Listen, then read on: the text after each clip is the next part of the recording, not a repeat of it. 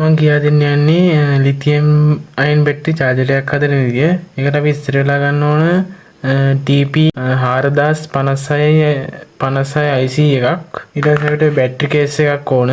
අපි මේ TP 4056 IC එක ගැන කතා කරොත් ඒකේ අපිට මෙතන මේ B අකුරු දෙකක් ගහලා තියෙන තැනින් බැටරි අවුට්පුට් එක බලා ගන්න පුළුවන්. ඊට පස්සේ අපිට ඉන්පුට් එක දෙන්න ඕනේ මෙතනින් 5 වෝල්ට්. අපිට මේකෙන් අවුට්පුට් එකක් ගන්න පුළුවන් 3.7 වෝල්ට් හා වැඩිම ගන්න පුළුවන් 4.2 වෝල්ට් ගන්න පුළුවන්. මේකෙන් 1 ඇම්පියර් එකක් තමයි අවුට් වෙන්නේ.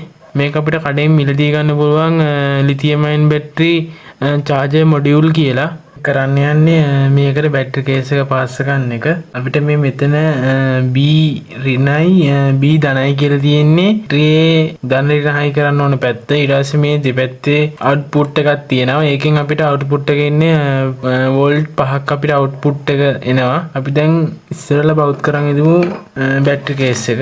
බැටරි කේස් දෙකේ අග්‍ර දෙකට මෙහෙම ඊයම් පොඩ්ඩක් තියාගත්තා. බැටරි කේස් එක ඉස්සරලා මේකට පාස්සගෙන ඉදමු.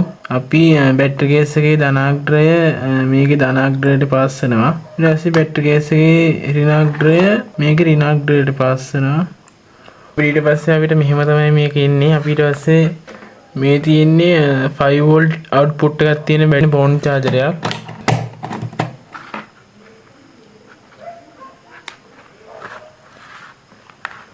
මෙහෙම පෙන්නනවා.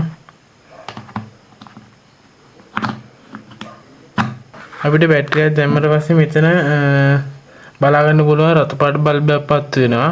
බැටරිය චාර්ජ් වෙලා ඉවරනට පස්සේ මෙතන තව නිල් පාට බල්බයක් තියෙන මේක පත් වෙනවා බැටරිය චාර්ජ් වෙලා ඉවරනට පස්සේ. මෙතනින් ඉන්පුට් එක දෙන්න ඕනේ 5 වෝල්ට් තමයි ඉන්පුට් එක දෙන්න ඕන. සාමාන්‍යයෙන් මේ මොඩියුල් එක ගන්න පුළුවන් සිංගල් ලිතියම් අයන් බැටරිය චාර්ජ් කරන්න. මම දැන් රූපේ දාන්නම් ඒ වගේ බැටරි මේ මොඩල් එක හරහා චාර්ජ් කිරීමට හැකියාව තියෙනවා. ලිතියම් අයන් බැටරි කොයි වෙලාවකවත් මේකේ අග්‍ර දෙක මාරු වුණොත් මේ IC එකේ රිවර්ස් කරන්න විදියක් නැහැ. ඒකින්ද අනිවාර්යයෙන්ම IC එක පිච්චෙන්න ඉඩ තියෙනවා. ඒක නිසා හොඳට බලලා මෙතන බැටරි ධනයකට ධනත් බැටරි ඍණයකට ඍණත් පාස්සන්න. නැත්නම් පරිපතයට හානි වෙන්න පුළුවන්.